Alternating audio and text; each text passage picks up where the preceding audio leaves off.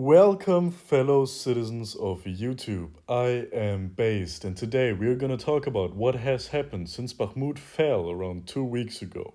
I'm going to go about the more important things that happened. I'm not going to go into every single detail. With some things, I'm going to go more into detail, but I'm going to give you a bigger picture of what has happened since then. So, the first thing that happened is that Wagner retreated from Bakhmut. They completed their objectives. Their objective was capturing Bakhmut, and then now they've got the vacation in Belgorod, and the Chechens took over what Wagner used to occupy weeks and months before that, before they captured Bakhmut. By the way, I'm recording this on an iPad, so yeah, I'm on vacation. I just stole this, so I hope this doesn't bother you, but I don't think it does.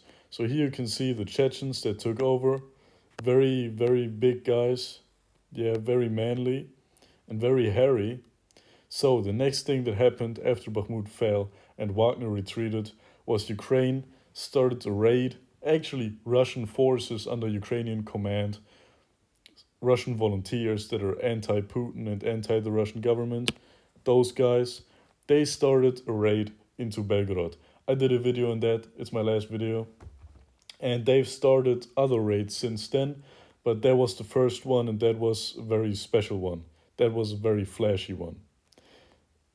So, after this Belgorod incursion, if you want to know more on that, just watch my last video. Ukraine and Russia, of course, continued fighting on the territory. And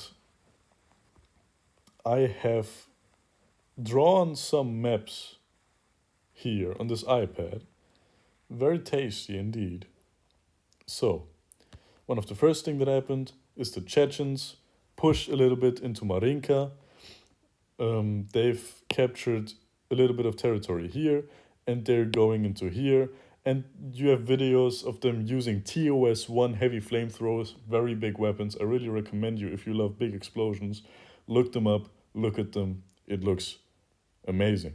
So, they're doing that. They're trying to storm Marinka, actually. Then another thing that happened that's pretty significant is that the Russians tried to cut this vital supply road that's going to Avdiivka, going from Krasnohorivka. They tried to cut this road. If they manage to cut this road and then go on to cut those roads, then Avdiivka is cut off. They're pretty much doing the same thing they tried to do with Bakhmut, trying to encircle and starve the city, and if this doesn't work, they'll storm it, but they probably don't want this to turn into another Bakhmut. Meanwhile, the Ukrainians attacked Krasnohorivka directly, trying to take away this whole city so the Russians can't conduct future operations like that, and so the Ukrainians can hold on to Avdiivka for much longer and not let the Russians get this very important strategic city, just like Bakhmut. Then one of the other things that happened is Russian forces managed to push deeper into those forests towards Yampil and Liman, and then, spread out here and attacked into all directions. This is pretty important because they're going closer towards Liman, and if they manage to capture Liman, they can start cutting off Seversk. And the next thing that happened is Ukraine deployed, or Ryber, a Russian source, said that Ukraine deployed a lot of troops here in this area, and this would imply that Ukraine wants to attack towards here. This was on 4th of June. Then a few days later, Ukraine actually started their attacks in Zaporozhye. And this is what happened. This is actually updated. This is very, very up to date. They, first of all, started attacking Bakhmut. They attacked pretty much from all sides, managed to capture back a little bit of territory, but probably this attack is more of a diversion. This is not the big attack. It doesn't make any sense to attack big time into Bakhmut and the rest of Russian-controlled Donbass territory here. Doesn't make any sense for this to be the big offensive. This is just a big diversion because Ukraine also attacked on two sides when they attacked Kherson and Kharkov in the north. But yeah, I don't really see the strategic value in attacking here. But maybe they have another plan. But the more important part here, I've shown you the Ukrainian grouping around here. Wait, let me change the color. I've shown you the Ukrainian grouping around here. In this area, it implied that they would attack here. Many people thought that they would attack here towards Melitopol, but the Russians heavily fortified this side. Here, I'm going to show you the Russian trenches real quick. The Russian trench systems go like this. So, going through this area doesn't really make a lot of sense because the Russians have expected it for a very long time, have fortified it very heavily. Yeah, if the Russians hadn't fortified, this would be the best area to attack, but no, it isn't. Now, the Ukrainians have attacked. Let me show you.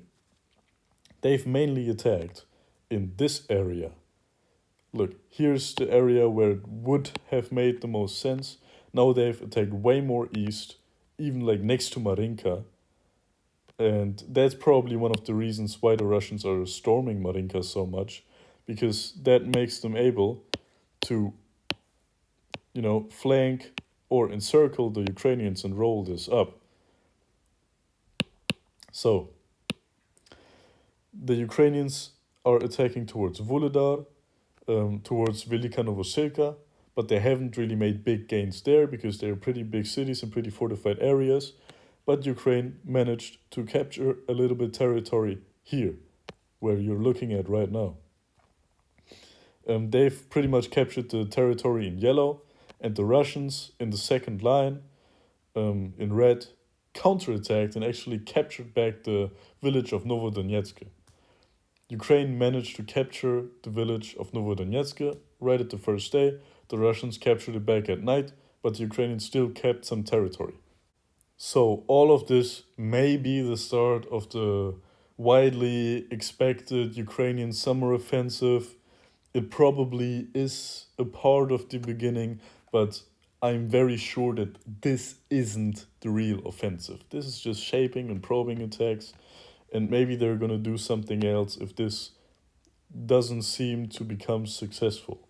And right today, what happened was that the Novakhovka Dam in Kherson, I'm going to show you on the map real quick where it is. The Novakhovka Dam, very, very important water reservoir. This dam, if you close it, the water to Crimea is cut off, and Crimea pretty much, gets starved of water and agriculture doesn't work, etc. So very important dam. One of the reasons this war actually happened. Russia has been on this side of the dam, Ukraine on the other side. It has been blown up. And the funny thing is, Ukraine is saying fucking terrorist Russians did it. Russia is saying those terrorist Ukrainians did it. And nobody really knows who did it because we don't have proper video evidence. And I'm not gonna say that I know who did it, and I really don't know.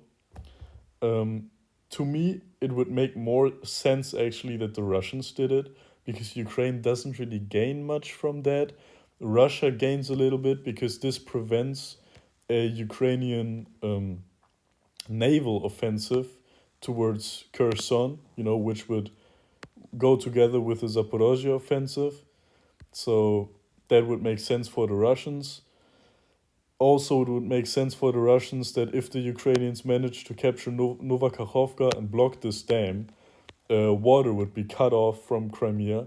So then Russia would have to, put up with huge logistical strain trying to supply Crimea. So from if you infer who did it by possible reasons, then I think Russia did it.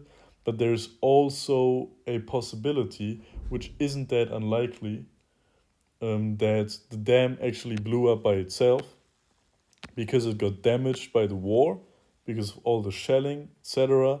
And nobody really could maintain and repair it because of the war situation. And right where the dam broke, there was like the highest water pressure since 4 years. So the dam could have been broken by natural forces, just by water, and nobody's actually done it on purpose. But yeah, that's actually a very big thing. You can see all of those, green plains and all of this area. I'm zooming in right now. Is flooded now. It's a huge humanitarian catastrophe. Um, yeah, people are really struggling out there. So that was the last very important thing that happened. Stuff is really going down right now. Ukraine is seemingly starting their summer offensive in Bakhmut and Zaporozhye. Russia is trying to advance towards Avdiivka and Marinka, and the dam broke, which is a very big thing for the civilians and largely impacts how the Ukrainians will, conduct future offensives if they want to attack into here. So that was it for today. I hope you guys are having a great week. I am having a great week, so goodbye.